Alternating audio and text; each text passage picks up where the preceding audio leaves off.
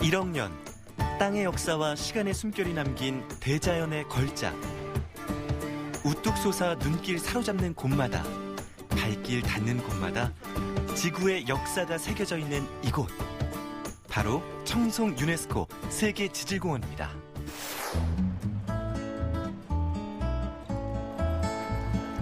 지난 16일 광주 월드컵 경기장 주차장에 20여 명의 사람들이 모였습니다. 이들은 광주의 지질 전문가와 시민들인데요. 무등산의 우리 세계지질공원이 이제 국내 지금 지질공원 다른 곳하고 비교해 가면서 정말 우리가 이 어떤 식으로 차별하고 또 어떻게 경쟁을 갖게 되는가 하는 것을 한번 이제 비교를 하기 위해서 우선 우리 관계자들과 지질 해설사들과 함께 지금 떠나는 여행이죠.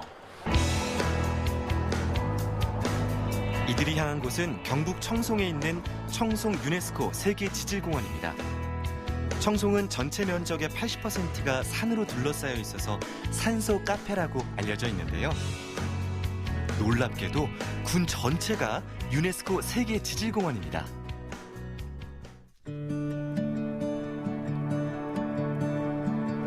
탐방객들이 가장 먼저 들른 곳, 주황산 국립공원입니다. 이 주황산은 청송을 대표하는 산인데요. 청송 세계지질공원에 있는 24개의 지질명소 중 10개가 이곳에 있습니다. 그래서 연일 관광객들의 발길이 끊이지 않고 있네요.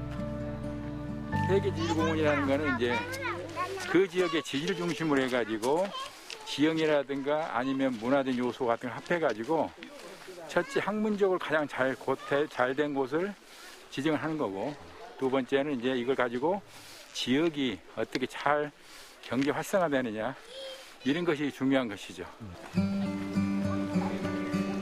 인증 3년 차를 맞은 청송 유네스코 세계지질공원은 어떤 모습을 하고 있을까요?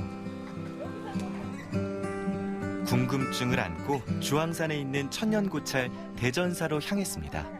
아까 그 장난의 주도라는 사람 말씀드렸잖아요. 근데 신라의 마장군 형제가 와서 그 사람을 죽였다고 했죠. 그리고 나서 그 후에 저기 위에다가 그 사람 죽였노라고 승리의 깃발을 딱 꽂았대요. 그래서 깃발, 기자, 바위 앞자를 써서 기암이 되는 겁니다. 저기 보시면 저기 응암인데 깎아지는 낭떠러지가 된 거예요. 깎아지는 낭떠러지를 저희가 단해라 부르는 거잖아요. 그래서 저기가 주황산의 첫 번째 명소인 기암 단해가 되는 것입니다. 7천만 년 전, 그러니까 중생대 백악기의 이 땅은 9번의 뜨거운 불덩이를 토해내 단해를 만들었고, 훗날 이곳에서 살아온 사람들의 이야기가 더해져 기암 단해라는 이름을 갖게 됐습니다. 땅의 역사와 사람의 이야기가 어우러져 오늘에 이른 거죠. 자, 이번에는 어떤 명소가 우리를 기다리고 있을까요?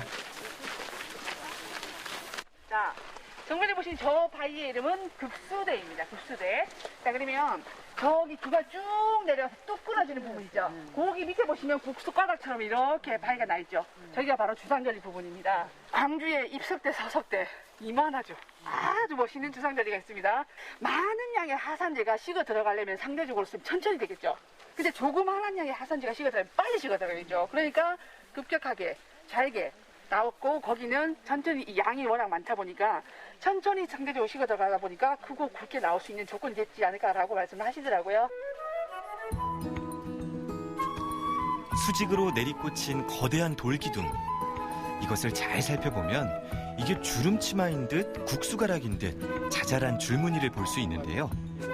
이것은 화산 폭발 때 뿜어져 나온 화산재가 급하게 식으면서 만들어진 겁니다.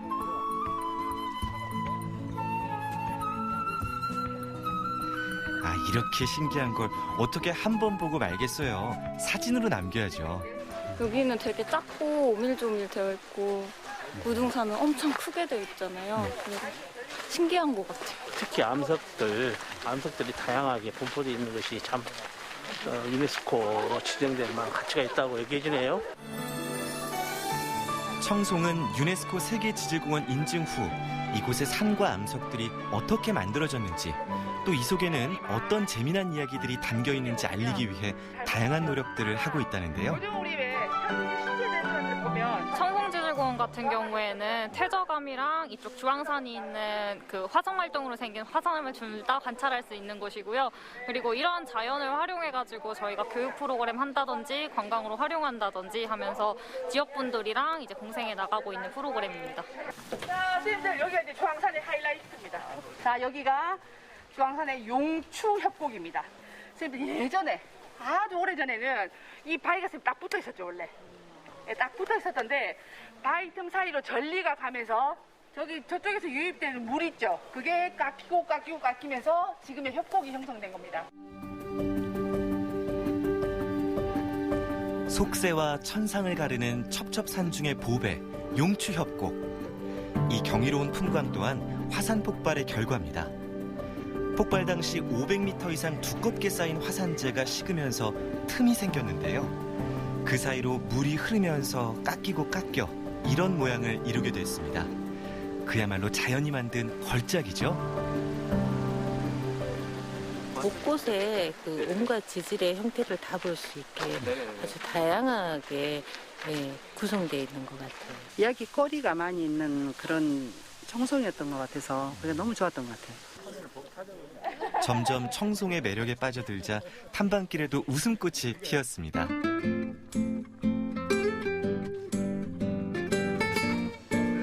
둘째 날입니다. 오늘은 또 어떤 명소들을 만나게 될까요? 출발부터 기대가 되는데요. 우와, 이번에는 그 유명한 주산지입니다. 다물주, 매산, 모찌자를 사용하는 주산지입니다. 역사가 300년입니다. 이 300년 동안 바닥에 물이 마른 적이 한 번도 없습니다. 이 태저감청에 이 스폰지처럼 이 물을 머금고 있다가 조금씩 아래로 이렇게 흘러내립니다. 흘러내려 보낸 물이 응이암청에 가두어지게 됩니다. 그래서 이 300년 동안 지금까지 메마른 적이 한 번도 없을 뿐더러 늘 풍부한 수량을 유지하고 있습니다. 2003년 김기덕 감독의 영화를 통해 널리 알려진 주산지. 이후 관광 명소가 됐는데요. 이곳은 사계절 아름다운 경치를 자랑하지만 특히 가을 단풍과 여름철의 이른 아침, 물 한 개가 피어오를 때는 말로 표현할 수 없을 정도로 아름답습니다. 주산지를 뒤로하고 찾은 곳은 청송 세계지질공원의 또 다른 명소, 신성계곡입니다.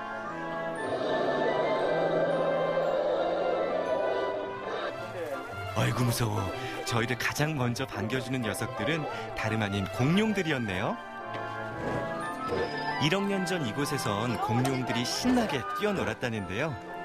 자, 그럼 공룡의 흔적을 찾아 떠나볼까요? 1억 년 전 지금 여기는 경상분지 호수가 가장자리 이렇게 표현을 하는데 육식공룡, 초식공룡도 물을 먹으러 이쪽으로 오게 됩니다. 그러면은 호수가 가장자리에 발자국이 찍히게 됩니다. 그 찍힌 발자국이 긴 건기로 인해서 딱딱하게 굳어집니다.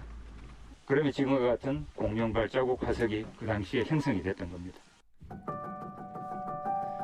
2003년 지구온난화로 초강력 태풍 매미가 이곳을 핥고 지나가면서 산사태로 일부 퇴적층이 떨어져 나갔습니다. 그런데 이때 놀랍게도 이곳에서 400여 개의 공룡 발자국이 발견됐는데요. 알고 보니 이곳이 1억 년 전 백악기 공룡들의 안식처였다고 합니다.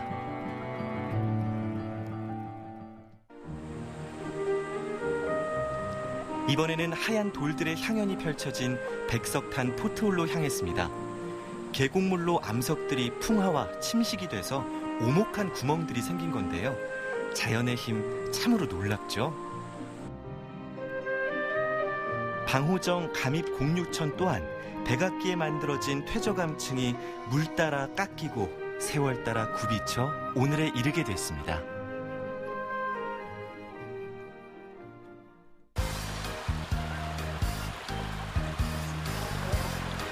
탐방 사흘째 가을 소풍 나온 것처럼 즐겁습니다. 마지막 곳이 청송의 지질 명소 중에 한 곳인 송강리 습곡 구조. 왜 중간에 이렇게 홈이 파여져서 여기 파져 있고 여기 그만이 여기 정상이고 또 파져 있고 이렇게 되냐면요.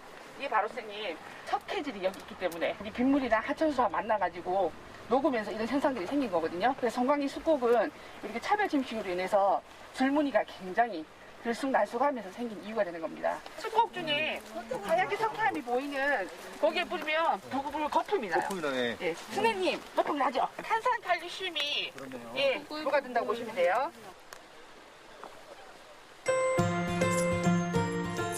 이곳은 청송 세계지질공원의 명소 가운데 가장 오래됐는데요. 지금으로부터 5억 년 전 원생대에 만들어졌다니 정말 대단하죠.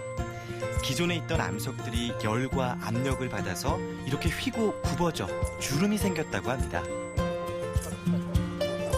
일단은 많은 비교가 되니까요. 저희들 또 물론 이제 백악기 시대지만 여기는 그 성칸브리아 시대부터 원생대부터 있어서 이렇게 나오기 때문에 또 훨씬 더 그 지질학적 공부를 하는데 도움도 많이 된 것 같아요.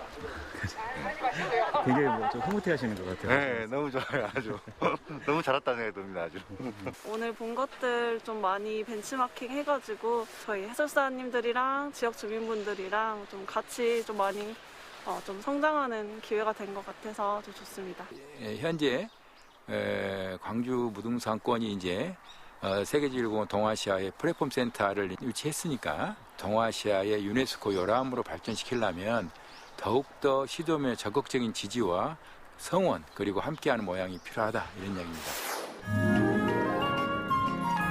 7천만 년 전 이 땅은 뜨거운 열기에 몸부림치며 화산을 토해냈고 1억 년 전 공룡들은 이곳에서 신나게 뛰어놀며 발자국을 남겼습니다.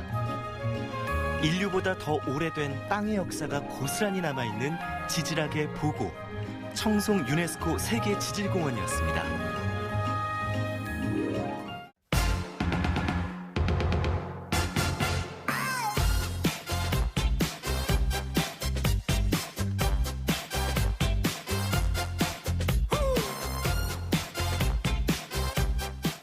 우리 인류는 아주 옛날부터 쓰레기를 배출해왔습니다.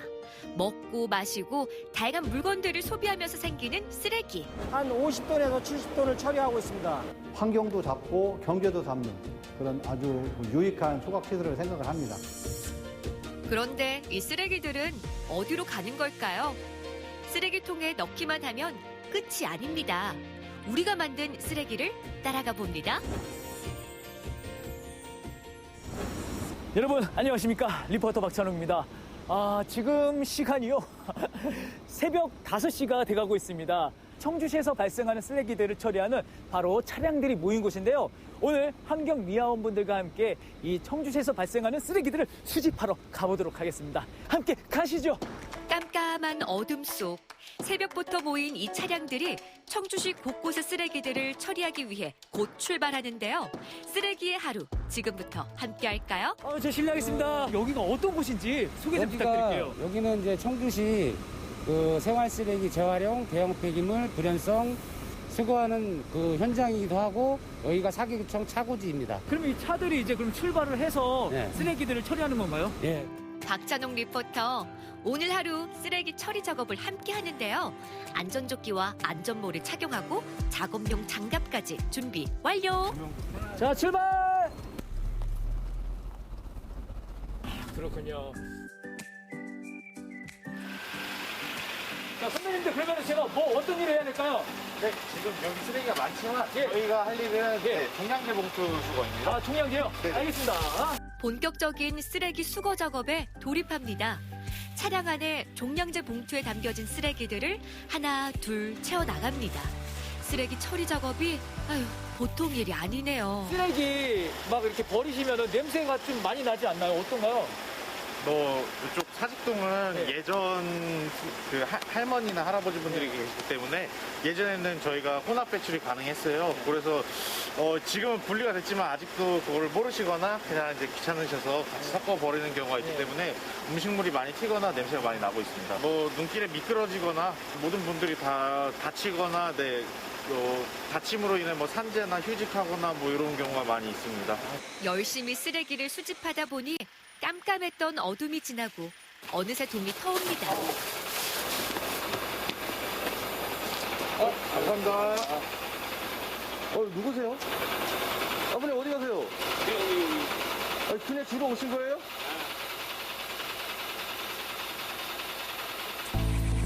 쓰레기 수거 차량은 생활 쓰레기 차량과 재활용 차량으로 나눠지는데요. 이번에는 재활용 차량을 따라가 봅니다. 재활용 차량, 플라스틱이나 병, 그리고 스티로폼 이런 걸 위주로. 재활용이 안 들어가는 것도 네, 많이 있어요. 마스크도 그냥 막 넣으시고 사기 그릇이라고 해야 되나? 그런 거는 재활용이 안 되는데 거기 넣고 신발도 넣으시고 담배꽁초는 기본적으로 넣고 낙엽 막 이런 거. 청주시 서원구에서만 하루 생활 쓰레기가 적게는 7톤, 많게는 12톤이나 발생한다고 합니다. 연탄과 건축 폐기물 등 불연성 쓰레기는 하루 13톤까지 발생한다고 하네요. 무엇보다 잘못 버린 재활용 쓰레기 때문에 골치가 아프다고 합니다. 재활용이 안 되는데 이렇게 재활용이 되는 줄 알고 이렇게 내놓으시는 분들이 많아요. 그래가지고 이게 원래 수거 거북 딱지를 붙인 거예요. 음식물에 묻으면 안 돼요. 비닐 코팅된 종이나 거울, 각종 도자기류, 담요 등의 의류, 식품 포장용기 등은 재활용이 되지 않고요. 금속 가전제품이나 주방기구, 형광등이나 백열 등 연탄재 등은 소각에 부적합한 쓰레기랍니다. 청주 곳곳을 누비며 수거한 쓰레기들. 이 쓰레기들은 어디로 가는 걸까요? 생활 폐기물은 소각로로 이동을 하고 불연성 폐기물은 이제 매립장으로 이동하고 재활용 쓰레기는 지금 휴암동에 있는 선별장으로 이동을 하고 있습니다. 쓰레기 종류마다 가야 할 목적지가 다 다른데요. 재활용 쓰레기가 가는 재활용품 선별장으로 가봅니다. 우와. 여러분, 이곳이요, 재활용품을 선별하는 곳인데 정말 재활용품이 어마어마합니다. 와. 우리가 버린 재활용 쓰레기가 이렇게나 많습니다. 이곳은 생활 폐기물 가운데 재활용 가능 자원을 선별 작업해 자원을 절약하고 환경을 보호하는 곳이랍니다. 자, 안녕하십니까. 예, 진짜 지금 굉장히 시끄러운데요. 네. 어떤 재활용품이 여기에 나오고 양은 얼마나 되나요? 네, 청주시에서 나오는 일반 공동주택이 아닌 그 빌라나 연립, 상가에서 들어오는 것을 현재 들어오고 있고요. 월 한 1,500톤에서 1,700톤 정도 들어오고 있습니다. 와, 정말 어마어마한 양이네요. 이곳에선 플라스틱과 종이, 페트병, 비닐과 캔 등 다시 사용할 수 있는 수많은 재활용 쓰레기를 컨베이어 벨트로 이동시켜 수작업으로 분류하고 있었습니다. 끊임없이 재활용 쓰레기들이 밀려옵니다. 와, 근데 재활용품이 진짜 많아요. 택시가 너무 많아요. 어떤 게 가장 힘드세요? 힘들죠. 이렇게 몇 시간 동안 하시는 거예요? 정말 대단하십니다. 사랑해요. 힘든 여건에서도 열심히 일하시는 분들 덕분에 지구 환경이 조금 더 나아지겠죠? 선별 작업이 끝나면 재활용품들은 이런 모습이 됩니다. 아니, 지금 뒤에 정말 납작하게 되어 있는데 이게 다 뭔가요? 플라스틱 중에 PP라고 해가지고 선별을 해놓은 건데요. 이렇게 압축해가지고 다시 출고를 하고 있습니다. 플라스틱을, 페트병을 골라봤는데 고개도 아프고 또 소음도 있고 그러는데 정말 대단하신 분들 때문에 이렇게 또 분리수거가 되는 것 같습니다. 앞으로 여러분 재활용품 꼭 잘 분리해서 버리시길 바랍니다. 그렇다면 재활용이 되지 않는 쓰레기들은 어디로 갈까요? 바로 이곳 소각장으로 가게 된답니다. 안녕하세요. 네. 와, 이곳은 정말 쾌적한데요. 어떤 곳인가요? 청주시에서 발생하는 생활 쓰레기를 안전하게 소각 처리하는 청주권 광역 소각시설입니다. 여기서 발생된 폐열들을 가지고 저희들이 별도로 스팀을 생산을 하게 됩니다. 이 생산된 스팀은 한 70% 정도는 외부에 판매를 해서 수익을 올리게 되고요. 한 30% 정도는 소각시설을 운영하는 데 사용을 하게 됩니다. 아, 이렇게 그러면 말씀하신 것을 제가 눈으로 확인할 수 있는 거죠? 그렇습니다. 알겠습니다. 한번 제가 둘러보도록 하겠습니다. 네. 소각장은 일반인들을 위한 견학도 가능했는데요. 먼저 중앙제어실에서 소각장이 어떻게 운영되는지를 한눈에 살펴볼 수 있답니다. 크레인 조종실에서는 소각로로 들어가는 쓰레기들을 직접 눈으로 관찰할 수 있고요. 900도 이상의 뜨거운 불로 쓰레기를 태운답니다. 쓰레기 소각장 가면 기피하는 효모 시설이라고 많이 생각을 하셨는데 스팀이든지 뭐 전기든지 이런 것들을 판매하기 때문에 환경도 잡고 경제도 잡는 그런 아주 유익한 소각 시설을 생각을 합니다. 의구심이 있는 그런 시민들은 직접 저희 소각장을 방문해 주시면 저희들이 친절히 운전하는 현황들을 다 안내를 해드리겠습니다. 너무 고생 많으셨어요. 그래서요, 저희가 마지막으로 시민들한테 꼭 하나 부탁드리고 싶은 말씀이 있습니다. 네네네네. 네, 저희 정말 쓰레기 양이 너무 많습니다. 재활용 분리수거 잘 해주십사 하는 거하고 일회용품 사용을 가능하면 좀 줄여주십사 하는 부탁을 마지막으로 한번 드리고 싶습니다. 깨끗한 사회를 위해 쓰레기를 잘 버리자. 클린 청주! 오늘 여러분은 어떤 쓰레기를 만드셨나요? 혹시 만들지 않아도 되는 쓰레기는 없었나요? 올바른 쓰레기 배출, 지구 환경을 위해서, 우리 자녀를 위해 지금 당장 필요한 일이랍니다.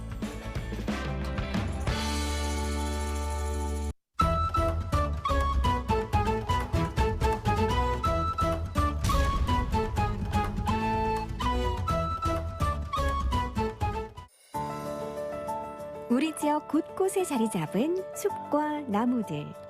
그 속의 숨은 이야기와 아름다움을 우리는 얼마나 알고 있을까요?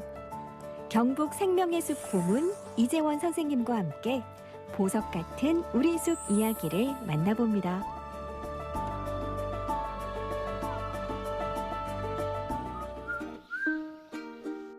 산과 들에 가을이 무르익어가는 10월.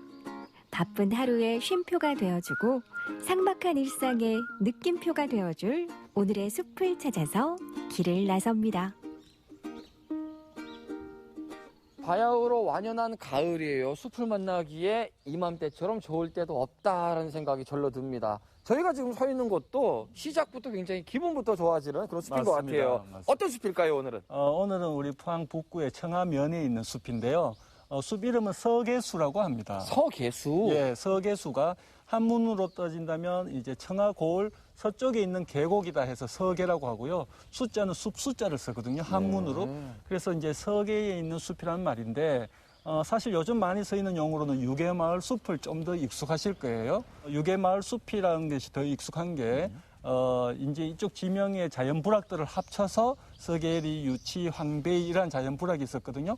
그러면서 그 마을들이 합쳐서 유계리가 되어서 지금은 유계마을 숲이 조금 더 익숙하신 용어일 거예요. 아, 그렇다면 오늘 숲은 작다기보다도 생각보다 큰 숲으로 보면 되겠네요. 굉장히 컸었죠. 약 한 2km에 걸쳐서 있었던 숲이지만 지금은 이제 도로도 나오고 하면서 조금 규모는 작아졌습니다. 하지만 그 나무 수종들은 수백 년 된 수종들이기 때문에 그 깊이는 넓이 못지않게 깊다고 볼 수 있습니다. 우리와 함께 했던 오랜 시간 동안 이 숲이 어떤 모습으로 변해왔는지 지금부터 멋들어지는 단풍들과 함께 지켜보도록 하겠습니다. 자, 가시죠. 예.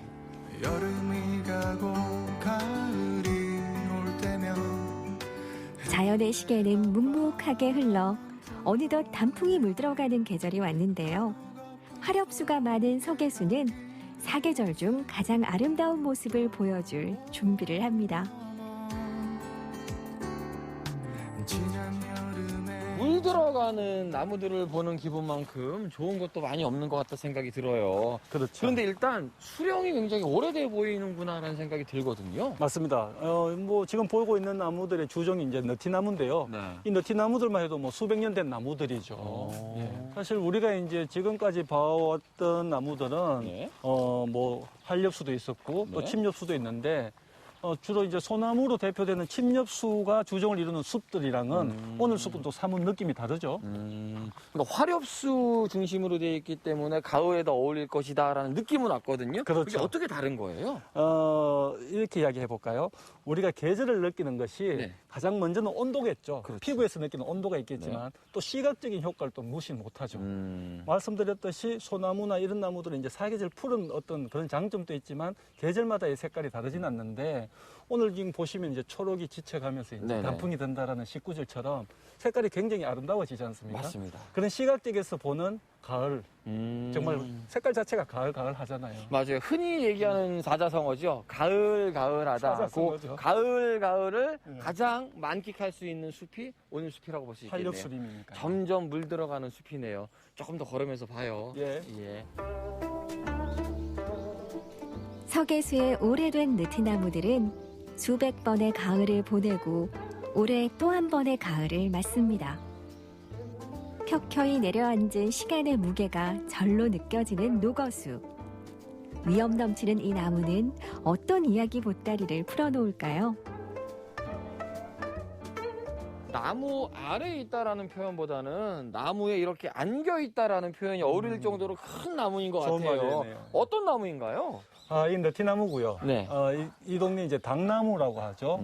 수령은 500년 정도 된 나무입니다. 500년이요? 예, 뭐 그 이상일 수도 있겠고요. 뭐 사실 그게 의미가 있는 건 아닌데 어쨌든 우리가 숲에 가면은 위로, 뭐 치유 이런 걸 느낀다 하잖아요. 네네. 그게 바로 생명이 있기 때문에 그럴 것 같은데 500년이 넘은 나무인데도 불구하고 이렇게 해마다면 단풍을 만들어내고 하는 생명 이런 것 때문에 위안을 느끼는 것 같아요. 그럼 이 당나무에서는 당제를 지내고 마을 사람들과 함께 했다는 역할이 묻어 있는 건가요? 그 시간 그렇죠. 동제라고 하는데요. 그 동에서 이제 제사를 지내는 거죠. 네. 아무래도 마을의 안녕을 빌고 이 마을을 떠나 있는 자식들한테 어떤 그런 또 잘 되기를 바라는 그런 마음들이 다 녹아 있는 나무라고 보면 되죠. 그러면 이렇게 숲 안에 당나무가 수백 년을 지켜온 거잖아요. 그렇죠. 이런 거는 어떤 의미로 봐야 될까요? 사실은 500년 나무에 정말 이 어떤 면면에 결결에 다 저는 동네 사람들의 염원이 들어가 있다고 봐요. 나무가 아니라 마을의 하나의 어떤 큰 어른처럼 그렇게 섬겨왔던 거죠. 이거는 뭐 어떤 종교와 주술을 떠나서 마음을 정갈하게 하는 어떤 그런 상징물이라고 보는 것이 저는 좀 더 맞다고 봅니다. 그러고 보면은 오늘 만난 숲이 오리 2km라 그래서 굉장히 크다 생각이 들었는데 그 안에 마을 집들도 보이고 마을 어른들도 보이고 그러니까 면면이 살아가는 모습들이 다 같이 담겨 있네요. 그게 이제 당나무도 마찬가지고. 그렇죠. 숲이랑 마을이 따로 떨어져 있는 게 아니라 숲 안에 사람이 살고 사람 사는 곳 안에 숲이 있는 거죠. 그렇기 때문에 우리가 언제든지 오면은 조금 더 반가운 숲이 아닐까? 편안하고 네, 그런 그렇습니다. 생각이 듭니다. 주민들의 다정한 이웃처럼 마을의 든든한 울타리처럼 유개마을과 동고동락해온 마을숲. 작지만 깊고 소박하지만 기품 있는 석회수의 매력은 가만히 들여다볼수록 빛납니다. 숲의 크기가 오리라고 했어요. 2km 정도 된다. 그러니까 넓은 숲을 보는 재미도 있지만 이게 2km씩이나 됐나? 이렇게 넓었나 하는 생각이 좀 들기도 했거든요, 보면서. 지금 규모로는 뭐 당연히 그 규모는 안 되고요. 네.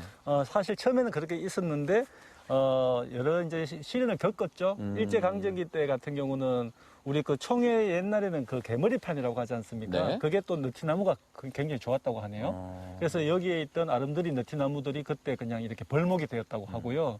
또 근대사로 들어오면서는 이제 이 도로도 나오고 또 마을 주거의 어떤 공유지가 필요했으니까 숲이 이제 많이 그렇게 활용이 되었었죠.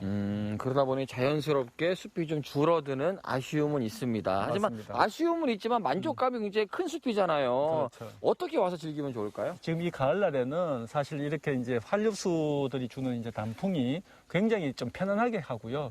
그리고 또 이게 큰 나무들이다 보니까 그만큼의 어떤 푸근함이 있는 것 같아요. 이 숲의 특징이. 그래서 이 숲은 그렇게 오셔서 그냥 즐기시면 좋을 것 같아요. 뭐 흔히 가을 하면은 결실의 계절이다, 풍요로움의 계절이다 이런 말씀 많이들 하시잖아요. 예. 그 풍요롭고 가을다운 느낌을 단풍 느끼기에는 그만이지 않을까 생각이 듭니다. 물 들어가는 단풍을 여러분들 오셔서 즐기시면서 여러분들의 마음에도 가을을 물들이시기를 바라겠습니다. 우리는 다음 또 숲을 기대하면서 여기서 인사드리겠습니다. 예, 감사합니다. 감사합니다. 짧아서 아쉽고 짧은 만큼 더 소중한 가을. 단풍이 아름다운 석회수에서 멋진 가을 추억을 만들어 보세요.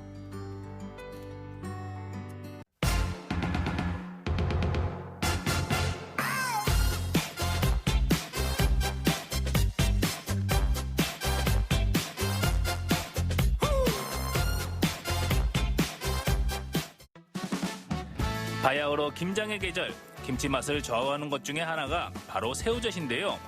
60년 전통의 광천 새우젓은 토굴에서 숙성돼 최고의 맛과 향을 자랑합니다. 이 안에서 숙성을 시키니까 맛있고 그다음에 인체에 좋은 성분이 생새우일 때도 맛있지만 그 새우가 이 안에서 익어서 발효가 되면 인체에 좋은 성분. 짭짤한 젓갈은 원조 밥도둑이죠.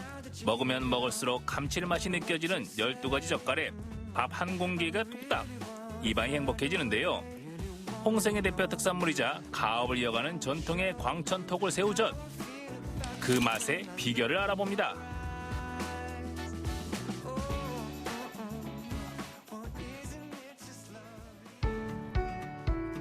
김장철이면 분주한 홍성군 광천읍을 찾았는데요.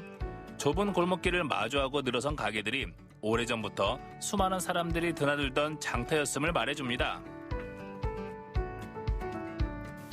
오늘은 충남 홍성군 광천읍을 왔습니다. 옛날에는 이 앞에 물길이나 있었고 배가 드나들었다고 하는데요. 지금은 많이 달라진 모습이죠. 하지만 변치 않는 것이 있는데 11월의 광천이라 여러분 눈치 다 채셨나요? 오늘은 광천 토굴 새우젓을 만나봅니다. 가시죠.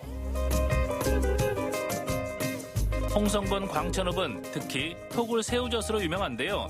전국 판매량 70%의 새우젓이 유통되는 국내 3대 젓갈 시장 중 한 곳입니다. 60년 전통을 자랑하는 만큼 가업을 이어가는 젓갈 가게들이 많은데요. 그중 한 곳을 찾았습니다. 야, 역시 김장철이라서 아내가 상당히 분주하고 바쁩니다. 안녕하세요. 네, 안녕하세요. 김장철을 맞아서 새우젓 구경하러 왔어요. 아이고, 잘 오셨습니다. 예, 요즘 그래서는 철인데. 네, 역시 광천하면 새우젓이 유명하잖아요. 아, 유명하죠. 왜 이렇게 유명한 거예요? 광천은 60년 역사의 토굴 새우젓을 판매하는 곳이라 유명해요. 그리고 또 지금이 새우젓을 판매하는 철이고. 역시 토굴 새우젓 하면 광천. 그렇죠. 그럼 저도 오늘 토굴 구경 좀 할 수 있나요? 아, 오늘 이렇게 오셔가지고 토굴에서 맛있는 토굴 새우젓 구경도 하시고 맛도 보시고. 가게 뒤편 바위산 아래에는 새우젓을 숙성시키는 토굴이 있는데요. 1960년대부터 주민들이 산중턱에 토굴을 파고 새우젓을 저장하게 됐다는데요. 오늘날까지 그 전통이 이어지고 있습니다. 활석 안반을 파고 들어가 만든 토굴은 바깥 날씨와 상관없이 온도와 습도를 일정하게 유지해 주는데요.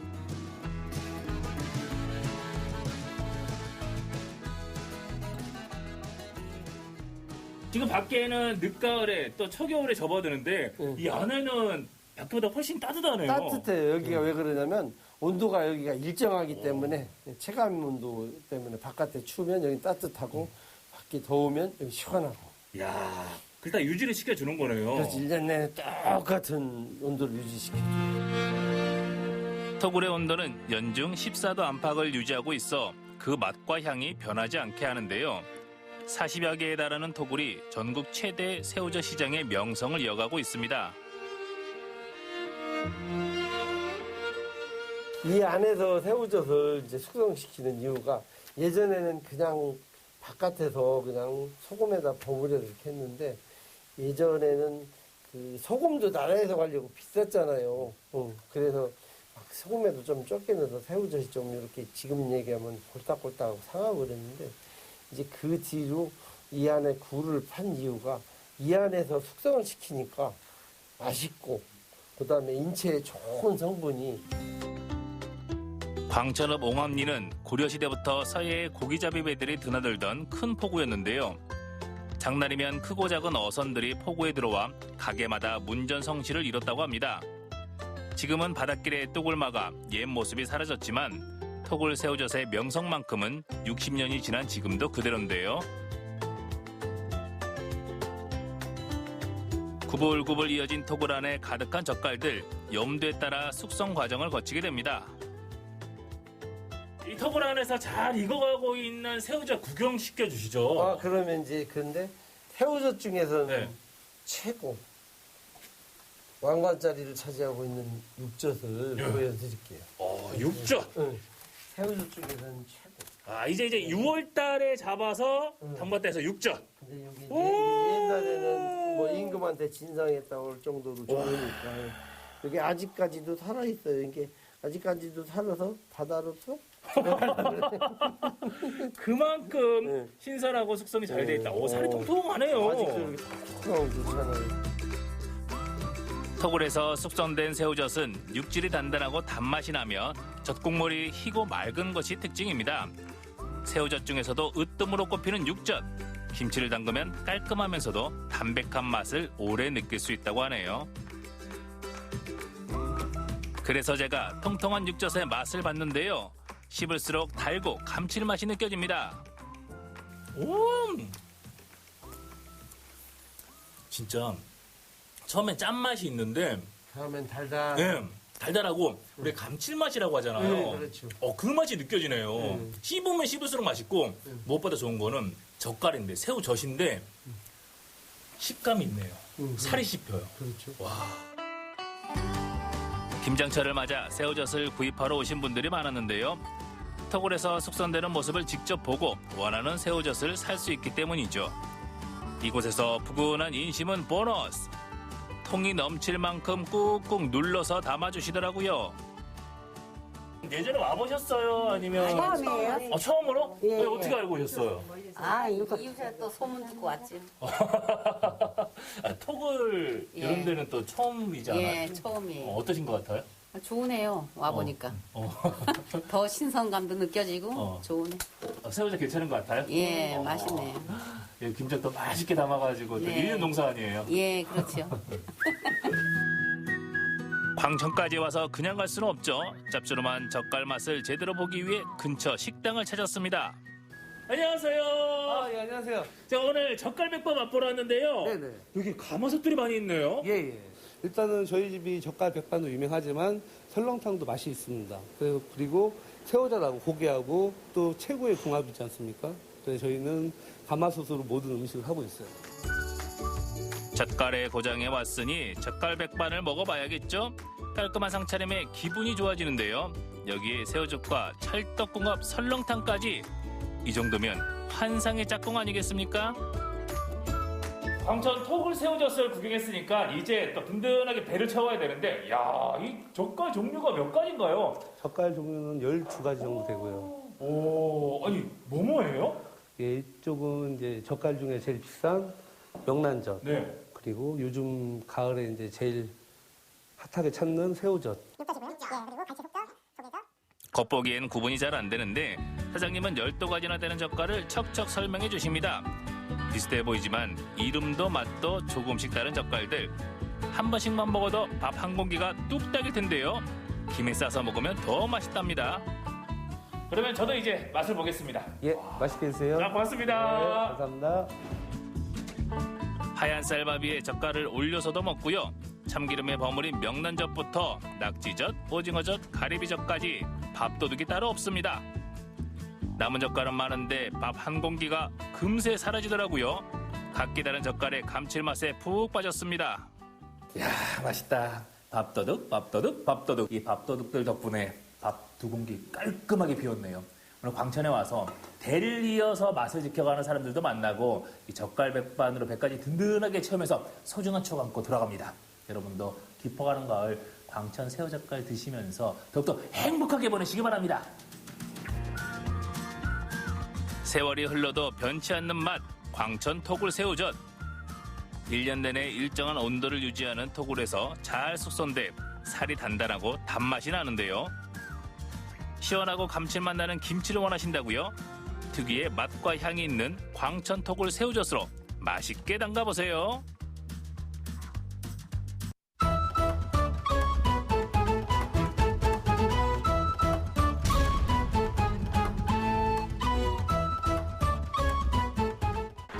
야심한 시각. 골목 앞에 모여있는 남성들. 단체로 장갑도 나눠 끼고 뭔가를 준비하는 모습에서 비장함이 느껴지는데요. 어두운 골목에서 과연 뭘 하는지 점점 더 궁금해집니다. 무엇 때문에 한밤에 뛰고 또 뛰고. 도대체 그날 밤 춘천에서 무슨 일이 있었던 걸까요? 춘천의 한 육교. 육교 아래 사람들이 왜 이렇게 모여 있는 걸까요? 저번 주부터 유기견이 보여가지고 종종 있나 찾으러 왔었거든요. 그래서 오늘도 엄마랑 지나가다가 있나 보러 왔어요. 사람들을 무서워하기는커녕 졸랑졸랑 따라다니며 관심을 받고 있는 주인공. 춘천 시민들의 발길, 눈길을 붙잡고 손길을 이끄는 유기견입니다. 쪽에서 만들지 않았어? 다리 밑에 뭐냐 광선이 이거 시외버스 터미널 앞에 네. 그 다리 있잖아요. 네. 거기 밑에 있었어. 여기 운동하는데 여기 국사봉이라 여기 있거든요. 네. 근데 맨 처음에는 내가 봤을 때는 막 진짜 이뻤어요. 하얘갖고 그래갖고 보니까 누가 갖다 버린 것 같더라고. 근데 그 다음에도 보니까 또 있고 그 자리가 또 있더라고. 근데 나중에 보니까 왔다 갔다 그러고 나중에 알고 보니까 유기견이 있더라고요. 이게. 지난 7월 춘천시 퇴계동 근처 산에서 처음 목격된 후 아파트 단지, 산책로에서 봤다는 분들의 제보가 각종 커뮤니티에 꾸준히 올라왔습니다. 그러다 얼마 전부터 터미널 앞 육교 밑에서 잔다는 글이 지역 SNS에 올라오면서 많은 시민들이 관심을 기울이고 있습니다. SNS 글을 종합해보면 이 유기견은 퇴계동과 온이동 일대에서 발견되고 있습니다. 그리고 현재는 버스터미널 앞 육교를 중심으로 그 일대가 주요 근거지인데요. 이곳을 벗어나지 못하는 걸 보면서 아마도 이 주변에서 살지 않았을까 하는 추측을 해봅니다. 또 일부러 사람 많은 곳을 돌아다니는 걸 보면 주인을 만날 수 있을까 하는 기대를 갖는 건 아닌지. 하지만 아무리 기다려도 주인을 만날 수는 없었습니다. 집도 주인도 없이 밖에서 보낸 4개월.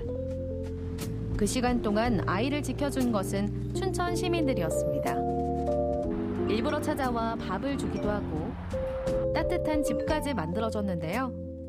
평소에 동네에서도 많이 봤었는데 페이스북에 글이 올라왔는데 그거 보고 이제 겨울 되면 추우니까 집 만들어주고 싶다는 생각이 들어서 큰 박스가 있었는데 그거 이렇게 닦아가지고 담요랑 막 그 배변 패드도 밑에 깔고 그다음에 반찬통에다 물이랑 강아지 간식들 이렇게 몇 개 이렇게 놔가지고 해줬는데 다음날에 누가 치우셨더라고요. 낮에는 동네 골목을 돌아다니다 해가 지고 사람들의 발길이 줄어들면 육교 밑에 와 자리를 잡는 녀석. 시민들이 두고 간 음식들로 굶주린 배를 달래보지만 마음속 공허함까지 채우기엔 부족해 보입니다. 지나가는 사람들의 얼굴을 확인하기도 하는데요. 주인을 찾는 것일까요? 혹시 아시는 강아지세요? 아니 모르는 강아지인데 네. 저번에 가다가 나도 빵 먹고 내가 먹는 빵을 조금 네. 나눠주니까 뭐 이제 오늘 가다가 나 쳐다보고 오는 거 봐. 그죠? 어두운 밤 골목골목을 돌아다니는 강아지. 하지만 이곳은 이렇게 떠돌아다니기엔 너무나 위험합니다. 터미널 주변이라 차도 많고 사람도 많아 언제든지 위험에 빠질 수 있기 때문입니다. 게다가 하루에도 여러 번 차들이 다니는 대로를 건너곤 하는데요. 이 아이의 안전을 위해서라도 하루빨리 구조를 해야 했습니다. 그리고 지난주 한 2.5m 간격으로 쑤셔가지고 함께 구조할 구조팀 이준한 대표님. 이제 들어가야 될 것 같아요. 걔가 왔다고 하면은 일단 그물을 넓게 펼치고 조금씩 좁혀 들어가는 전략을 짰습니다. 두 팀으로 나눠 아이가 육교 아래로 왔을 때 그물로 감싸는 건데요. 계속 좁혀지는 겁니다. 그 다음에 결국에는 이 모양이 이렇게 오다가 이렇게 감싸야 돼요. 육교. 다들 긴장된 순간인데요. 구조의 제작진과 구조팀은 물론 일반 시민들도 자발적으로 참여했습니다. 아는 분 통해서 이런 거 있다 해가지고 신경이 계속 쓰여가지고 오게 됐어요. 어제 만나서 그 아주머님이 막 물이랑 사료랑 방석이랑 다 챙겨오셨더라고요. 그때 만나서 그 아주머니 무슨 당근마켓? 거기서 올라온 거 보고 오셨다고. 저랑 그 아주머니 말고도 되게 많은 분들이 막 담요도 깔아놓고 사료랑 물도 많이 얹고 그런 거 보니까 관심이 많으시더라고요. 육교 쪽으로 오길 기다려보지만 쉽게 모습을 나타내지 않는 녀석. 바로 그때 호련이 나타났는데요. 구조팀의 움직임이 빨라지고 봉사자들의 마음도 급해집니다. 아직은 전혀 눈치 못 채고 있는 아이. 접근한 구조팀을 탐색하는데요. 위험한 상황을 막기 위해 도로를 피하도록 유도해봅니다. 원래 계획과는 조금 틀어진 상황. 위치를 파악한 구조팀이 빠르게 강아지가 있는 곳으로 이동하고 구조팀과 대치하고 있다가 갑자기 이상한 낌새를 눈치챘는지 빠르게 도망칩니다. 다른 구조팀도 뛰어가 보지만 아쉽게도 1차 구조는 실패. 이렇게 길게 뛸 줄 몰라가지고 그냥 저 친구가 같이 오자고 해서 왔는데 생각보다 네. 너무 힘들어요. 날씨가 많이 추워졌는데 하루라도 빨리 구조돼서 좋은 곳으로 갔으면 좋겠어요. 그로부터 몇 시간 후 골목 안에서 자고 있던 유기견을 발견하고 조심스레 접근합니다. 차 두 대 있으시죠? 오케이. 들어가자. 들어간다. 위치를 파악하고 그물로 빠르게 골목을 막는 구조팀. 탱탱하게. 어둠 속에서 움직이는 모습이 보이는데요. 평상시와는 다른 분위기에 당황하는 모습입니다. 여기 있어? 있어. 안에 있어. 기다려. 빠져나가기 위해 그물로 돌진. 뚫리면 안 돼. 뚫리지 않게 나가. 이렇게 짖는 모습은 처음인데요. 미안, 빨리 구해주고 싶어서 그래. 바로 그때 빠지면 안 되는데. 곧장 따라 달려가 보지만 이미 빠르게 달아나 버렸습니다. 오랜 기다림 끝에 맞이한 기회였건만 모두 망연자실. 그렇게 녀석은 새벽 3시까지 모습을 보이지 않았습니다. 다음 날 다시 한번 시민들의 힘을 빌리기로 했습니다. SNS에 글을 올렸는데요. 실시간으로 시민들의 제보가 이어졌고 머지않아 흔적을 찾을 수 있었습니다. 제보에 따라 도착한 남춘천역 6교. 그렇게 우리는 그곳에서 익숙한 얼굴을 발견했습니다. 다음 편, 예민해진 아이와 친해지기 위한 제작진의 처절한 노력과 절체절명의 구조 순간, 그리고 오랜 객지 생활에서 만난 친구 대공개. 과연 4개월 동안 떠돌던 시간이 끝날 수 있을까요?